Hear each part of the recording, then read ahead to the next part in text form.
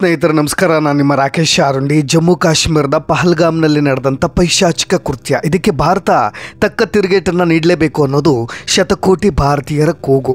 ಇದಕ್ಕೆ ತಕ್ಕ ಪ್ರತೀಕಾರವನ್ನು ತೀರಿಸಿಕೊಳ್ಳೋಕೆ ಮೋದಿ ಶತಾಯಗತಾಯ ಸಜ್ಜಾಗಿ ಬಿಟ್ಟಿದ್ದಾರೆ.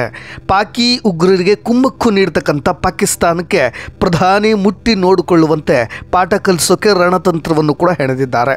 ಸತತ 3 ಗಂಟೆಗಳ ಕಾಲ ಕೇಂದ್ರ ಸಂಪುಟ ಸಮಿತಿಯ ಸಭೆ ನಡೆಸಲಾಗಿದ್ದು ಪಾಕಿಸ್ತಾನದ ಜತೆಗಿನ ಭಾರತದ ಸಂಬಂಧಗಳಿಗೆ ಎಳ್ಳು ನೀರು ಬಿಡಲಿಕ್ಕೆ ತೀರ್ಮಾನವನ್ನು ಕೂಡ ತೆಗೆದುಕೊಳ್ಳಲಾಗಿದೆ.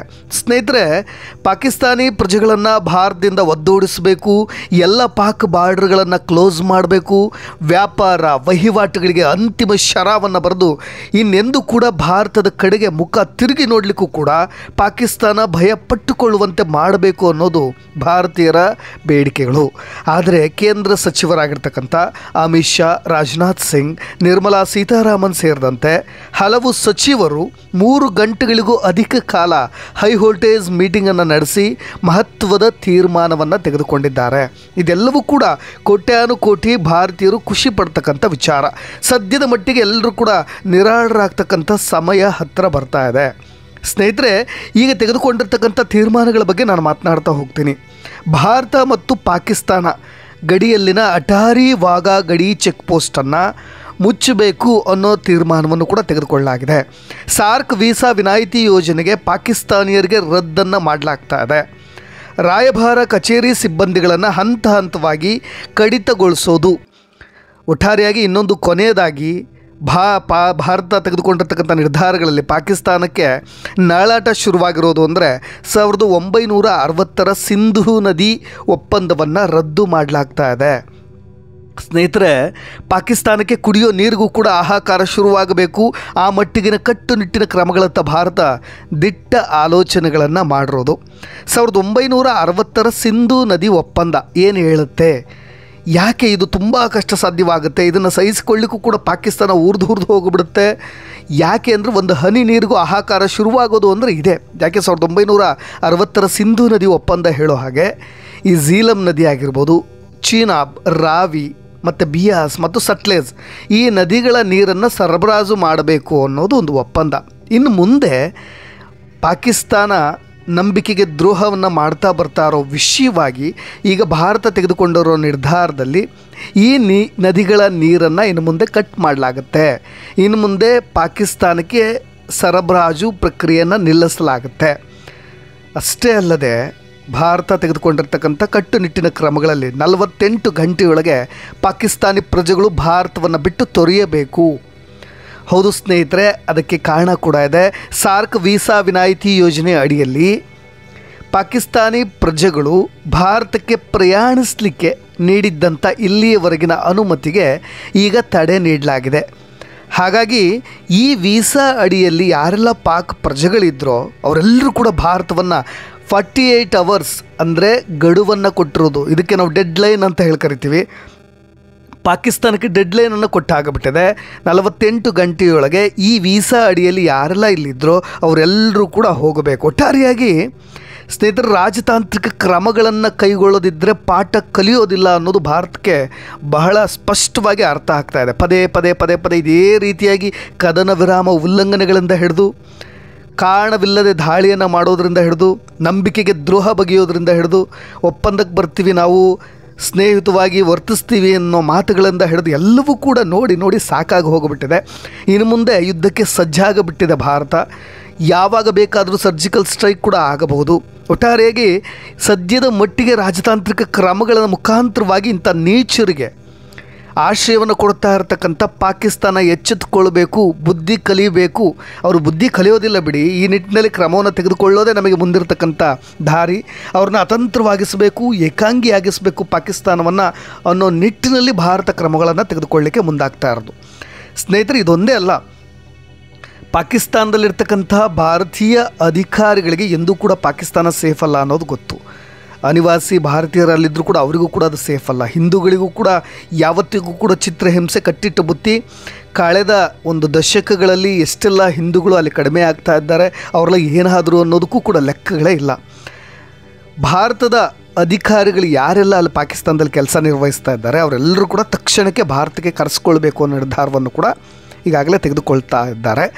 ಭಾರತದ ಪಾಕಿಸ್ತಾನಿ ಅಧಿಕಾರಿಗಳು ಯಾರಿದ್ದಾರೋ ಅವರಿಗೆಲ್ಲರಿಗೂ ಕೂಡ ಗೆಟ್ಔಟ್ ಪಾಸನ್ನು ಕೊಟ್ಟು ಹೊರಗಟ್ಟುವಂಥ ಆದೇಶ ಕೂಡ ಸಿದ್ಧವಾಗಿ ಬಿಟ್ಟಿದೆ. ಹಾಗಾಗಿ ಪಾಕಿಸ್ತಾನದ ಅಧಿಕಾರಿಗಳು ಕೂಡ ತಕ್ಷಣಕ್ಕೆ ಹೋಗಬೇಕಾಗತ್ತೆ. ಇನ್ನು ನರೇಂದ್ರ ಮೋದಿ ಸರ್ಕಾರ ಸದ್ಯದಲ್ಲೇ ಸರ್ಜಿಕಲ್ ಸ್ಟ್ರೈಕ್ಗೆ ಒಂದು ಪ್ಲ್ಯಾನ್ ಕೂಡ ಮಾಡ್ತಾ ಇದೆ. ಅದು ಕೂಡ ಅಚ್ಚರಿ ಇಲ್ಲ.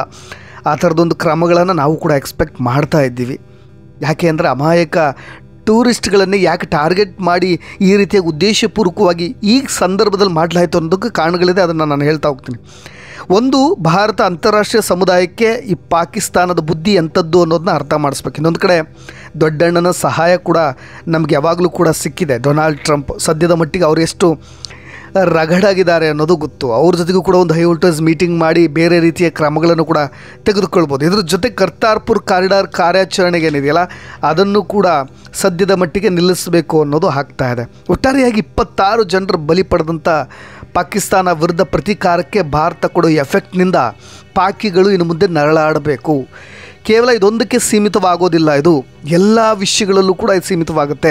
ಕ್ರೀಡಾಪಟುಗಳು ಒಂದು ಕ್ರೀಡಾ ವರ್ಗದಿಂದಲೂ ಕೂಡ ಒಕ್ಕೊರಲಿಂದ ಎಲ್ಲರೂ ಕೂಡ ಕ್ರೀಡಾ ಸಂಬಂಧಗಳನ್ನೆಲ್ಲವನ್ನು ಕೂಡ ಮುರಿದುಕೊಳ್ಳಿ ಇನ್ನು ಮುಂದೆ ಯಾವುದೇ ರೀತಿಯಾದಂಥ ಕ್ರೀಡಾ ಸಂಬಂಧಗಳು ಪಾಕಿಸ್ತಾನ ಜೊತೆಗೆ ಇರಬಾರ್ದು ಅಂತ. ಎಲ್ಲಿ ಪಾಕಿಸ್ತಾನ ಇರುತ್ತೋ ಅಲ್ಲಿ ಭಾರತ ಇನ್ನು ಮುಂದೆ ಕ್ರೀಡೆಯ ವಿಷಯದಲ್ಲಿ ಇರಲೇಬಾರ್ದು ಅಂತ ಆ ನಿಟ್ಟಿನಲ್ಲೂ ಕೂಡ ಪಾಕಿಸ್ತಾನವನ್ನು ಅತಂತ್ರ ಮಾಡಬೇಕು ಅಂತ ಡಿಸೈಡ್ ಮಾಡಿರೋದು. ಈಗಾಗಲೇ ನಮ್ಮ ಪಂದ್ಯಗಳು ಏನೇ ಇರಲಿ, ಭಾರತದ ಯಾವುದೇ ಪಂದ್ಯಗಳು ಪಾಕಿಸ್ತಾನದಲ್ಲಿ ನಡೆಯೋದೇ ಇಲ್ಲ. ಅದು ಎಂಥ ಸ್ನೇಹ ಸಂಬಂಧಿಯುತ ಒಪ್ಪಂದಗಳಾದರೂ ಕೂಡ ಅದಕ್ಕೆ ಒಪ್ಪೋದೇ ಇಲ್ಲ. ಒಟ್ಟಾರೆಯಾಗಿ ಧರ್ಮಗಳ ಹೆಸರಲ್ಲಿ ಅಮಾಯಕರ ಪ್ರಾಣವನ್ನು ತೆಗೆದುಕೊಳ್ತಾ ಇರತಕ್ಕಂಥ ಈ ಪಾಕಿಗಳಿಗೆ ಅದೆಷ್ಟು ನ್ಯಾಯ ಅಂತ ಅನಿಸುತ್ತೋ ಏನೋ ಗೊತ್ತಿಲ್ಲ. ಇನ್ನು ಮುಂದೆ ಈ ಥರದ ನಿರ್ಧಾರಗಳಿಂದ ಅವರಿಗೆ ಮುಟ್ಟು ನೋಡಿಕೊಳ್ಳುವಂತೆ ಮಾಡುವಂತಹ ಕೆಲಸವನ್ನು ಮಾಡಲಾಗುತ್ತೆ. ಎಲ್ಲ ರೀತಿಯ ಕ್ರೀಡಾ ಸಂಬಂಧಕ್ಕೂ ಕೂಡ ಕೊನೆಗಾಣಿಸಬೇಕು ಅನ್ನೋ ಒಂದು ನಿರ್ಧಾರವನ್ನು ತೆಗೆದುಕೊಳ್ಳಲಾಗ್ತಾ ಇದೆ. ಪಾಕಿಸ್ತಾನದಲ್ಲಿ ಯಾವ ರೀತಿಯಾದಂಥ ಮೈಂಡ್ಸೆಟ್ಗಳಿದೆ ಅದನ್ನು ಎನ್ಕರೇಜ್ ಮಾಡ್ತಕ್ಕಂಥವ್ರು ಕೂಡ ಭಾರತದಲ್ಲಿದ್ದಾರಲ್ವ, ಅವ್ರನ್ನ ಮೊದಲು ಹದ್ದೋಡಿಸ್ಬೇಕು ಅನಿಸುತ್ತೆ. ಯಾಕೆಂದರೆ ಇದೇ ಜಾರ್ಖಂಡ್ ಮೂಲದ ವ್ಯಕ್ತಿ ನೌಷದ್ ಅನ್ನೋನು ನಿನ್ನೆ ಇದೇ ಪಾಕಿಸ್ತಾನ ಮತ್ತು ಲಷ್ಕರ್ ಎ ತೊಯ್ಬಾಗೆ ಧನ್ಯವಾದವನ್ನು ತಿಳಿಸಿದ್ದು.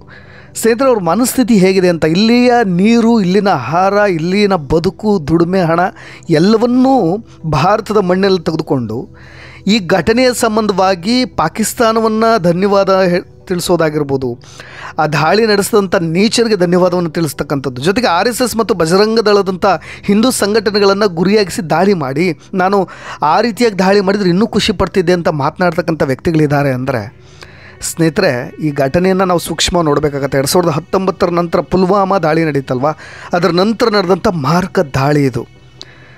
ಈ ದಾಳಿಯ ನಡುವೆಯೂ ಕೂಡ ಈ ಥರದಂಥ ನೌಷದ್ ಅನ್ನುವ ವ್ಯಕ್ತಿಗಳು ಇತರಿಗೆಲ್ಲ ಧನ್ಯವಾದವನ್ನು ತಿಳಿಸಿ, ಜೊತೆಗೆ ಅಲ್ಲಾಹು ನಿಮ್ಮನ್ನು ಯಾವಾಗಲೂ ಆಶೀರ್ವಾದ ಮಾಡ್ತಾನೆ, ಅಮೇನ್ ಅಮೇನ್ ಅಂತ ಹೇಳಿ RSS ಬಜರಂಗ ದಳಕ್ಕೆ ಟಾರ್ಗೆಟ್ ಮಾಡಿದರೆ ಇನ್ನೂ ಖುಷಿಯಾಗ್ತಿತ್ತು ಅನ್ನೋದನ್ನು ಸ್ಪಷ್ಟಪಡಿಸ್ತಾರೆ. ಅಂದರೆ ಅವ್ರ ಮನಸ್ಥಿತಿ ಹೇಗಿದೆ ಅನ್ನೋದನ್ನ ನಾವು ಕೂಡ ಅರ್ಥ ಮಾಡ್ಕೊಳ್ಬೇಕಾಗತ್ತೆ. ಸ್ನೇಹಿತರೆ, ಇನ್ನು ಮುಂದೆ ಏನಿಲ್ಲ, ಈ ಥರದನ್ನೆಲ್ಲ ನಾವು ನೋಡಿ ಆಗಿದೆ. ಇವನ್ನೆಲ್ಲವನ್ನು ಕೂಡ ಭಾರತವು ಕೂಡ ಬೇರೆ ನಿಟ್ಟಿನಲ್ಲಿ ಯೋಚನೆ ಮಾಡ್ತಾ ಇದೆ. ಹಾಗಾಗಿ ಮುಂದೆ ಏನಾಗಬಹುದು ಅನ್ನೋದ್ರ ಕುರಿತಾಗಿ ಒಂದಿಷ್ಟು ವಿವರಣೆಗಳನ್ನು ತಿಳಿಸ್ತಾ ಹೋಗ್ತೀನಿ. ಯಾಕೆ ಈ ದಾಳಿ ಪರ್ಟಿಕ್ಯುಲರಾಗಿ ಈ ಸಂದರ್ಭದಲ್ಲಿ ಆಯಿತು ಅಂತ. ಒಂದು, ಅಮೆರಿಕಾದ ಉಪಾಧ್ಯಕ್ಷರಾಗಿರ್ತಕ್ಕಂಥ JD ವ್ಯಾನ್ಸ್ ತಮ್ಮ ಕುಟುಂಬ ಸಮೇತ 4 ದಿನಗಳ ಪ್ರವಾಸದಲ್ಲಿದ್ದಾರೆ. ಇದು ವೈಯಕ್ತಿಕ ಭೇಟಿ, ಎಲ್ರಿಗೂ ಕೂಡ ಗೊತ್ತಿದೆ. ವಿಶ್ವದ ದೊಡ್ಡಣ್ಣ ಅವರ ಸೆಕೆಂಡ್ ಲೇಡಿ ಭಾರತಕ್ಕೆ ಬಂದಿದ್ದಾರೆ, ಪ್ರವಾಸ ಮಾಡ್ತಾ ಇದ್ದಾರೆ. ಉದ್ದೇಶಪೂರ್ವಕವಾಗಿ ಈ ಸಂದರ್ಭದಲ್ಲೇ ದಾಳಿ ನಡೀಬೇಕು ಅನ್ನೋದು ಒಂದು ಪಾಕಿಸ್ತಾನದ ಉದ್ದೇಶವಾಗಿರ್ಬೋದು. ಏಕೆಂದರೆ 2000ನೇ ಇಸ್ವಿಯಲ್ಲಿ US ಅಧ್ಯಕ್ಷರಾಗಿರ್ತಕ್ಕಂಥ ಬಿಲ್ ಕ್ಲಿಂಟನ್ ಅವರು ಭಾರತ ಪ್ರವಾಸದ ವೇಳೆ ಈ ಥರದೊಂದು ದಾಳಿ ನಡೆದಿತ್ತು. ದಕ್ಷಿಣ ಕಾಶ್ಮೀರದ 35 ಸಿಖ್ಖರನ್ನ ಹೊಡೆದು ಹಾಕಿಬಿಟ್ಟಿದ್ರು. ಹಾಗಾಗಿ ಈ JD ವ್ಯಾನ್ಸ್ ಪ್ರವಾಸವನ್ನು ಕೂಡ ಈ ರೀತಿಯಾಗಿ ಮೊಟಕುಗೊಳಿಸೋ ಉದ್ದೇಶವೂ ಕೂಡ ಇರ್ಬೋದು. ಒಂದು, ಈ ಥರದ ಒಂದು ಮುಜುಗರ ಸನ್ನಿವೇಶವನ್ನು ಸೃಷ್ಟಿ ಮಾಡಬೇಕು ಅಂತ. ಇನ್ನೊಂದು ಉದ್ದೇಶ ಯಾವುದು ಅಂದರೆ, ಜಮ್ಮು ಮತ್ತು ಕಾಶ್ಮೀರ ಸಂಪೂರ್ಣವಾಗಿ ಆರ್ಥಿಕತೆಗೆ ಬದಲಾಗಿಬಿಟ್ಟಿದೆ. ಈ ನಡುವೆ ಅಲ್ಲಿನ ಟೂರಿಸ್ಟ್ಗಳಿಗೆ ಬ್ರೆಡ್ ಆ್ಯಂಡ್ ಬಟರ್ ಅಂತ ಹೇಳಿದರೆ ಪ್ರವಾಸಿಗರು, ಅವರನ್ನು ಸ್ಟಾಪ್ ಮಾಡಿಸಿ ಅವರಿಗೊಂದು ಭಯ ಹುಟ್ಟಿಸಿದ್ರೆ ಇನ್ನು ಕಾಶ್ಮೀರದಲ್ಲಿ ಪ್ರವಾಸಿ ಋತು ಆರಂಭವಾಗ್ತಾ ಇದೆ. ಹಾಗಾಗಿ ಈ ಸಮಯದಲ್ಲಿ ದಾಳಿ ನಡೆಸಿದರೆ ಅದು ಸ್ವಲ್ಪ ಕಮ್ಮಿ ಆಗುತ್ತೆ ಅನ್ನೋ ಉದ್ದೇಶವೂ ಕೂಡ ಇರ್ಬೋದು. ಇನ್ನೊಂದು ಸ್ನೇಹಿತರೆ, ಇನ್ನೇನು 38 ದಿನಗಳ ಅಮರನಾಥ್ ಯಾತ್ರೆ ಶುರುವಾಗ್ತಾ ಇದೆ. ಎಲ್ಲ ಪೂರ್ವ ಸಿದ್ಧತೆಗಳು ಕೂಡ ನಡೀತಾ ಇದೆ. ಅದಕ್ಕೊಂದು ಬೇಸ್ ಕ್ಯಾಂಪ್ ಅಂದರೆ ಇದೇ ಪಹಲ್ಗಾಮ್ ಅನ್ನೋದು ಅಮರನಾಥ್ಗೆ ತೆರಳ್ತಕ್ಕಂಥ ಯಾತ್ರಾರ್ಥಿಗಳಿಗೆ ಈ ಪಹಲ್ಗಾಮ್ ಬೇಸ್ ಕ್ಯಾಂಪ್ ಆಗುತ್ತೆ. ಹಾಗಾಗಿ ಹಿಂದೂಗಳ ಈ ಪವಿತ್ರ ಯಾತ್ರೆಯನ್ನೇ ಟಾರ್ಗೆಟ್ ಮಾಡಿ ಈ ರೀತಿಯಾದಂಥ ಕೃತ್ಯವನ್ನು ಎಸಗಿರಬಹುದು. ಅದೇನೇ ಇರಲಿ, ಅವರ ಉದ್ದೇಶಗಳು ಧರ್ಮ ಆ ಥರದ್ದೇ ಆಗಿದ್ದರೆ ಭಾರತದ ನಾಯಕರು ಕೂಡ ಸ್ಪಷ್ಟವಾಗಿ ಹೇಳ್ತಾ ಇದ್ದಾರೆ ನಮ್ಮ ಉದ್ದೇಶಗಳು ನಮ್ಮ ಗುರಿಗಳು ಮುಂದೆ ಏನಾಗಿರುತ್ತೆ ಅಂತ. ಆ ರೀತಿಯ ನಿಟ್ಟಿನಲ್ಲಿ ನಾವು ಕೂಡ ಎಕ್ಸ್ಪೆಕ್ಟ್ ಮಾಡ್ತಾ ಇದ್ವಿ. ನೆಕ್ಸ್ಟ್ ಅಪ್ಡೇಟ್ಸ್ಗಳೊಂದಿಗೆ ಮತ್ತೆ ಬರ್ತೀನಿ. ನಾನು ರಾಕೇಶ್ ಆರುಂಡಿ, ಧನ್ಯವಾದ.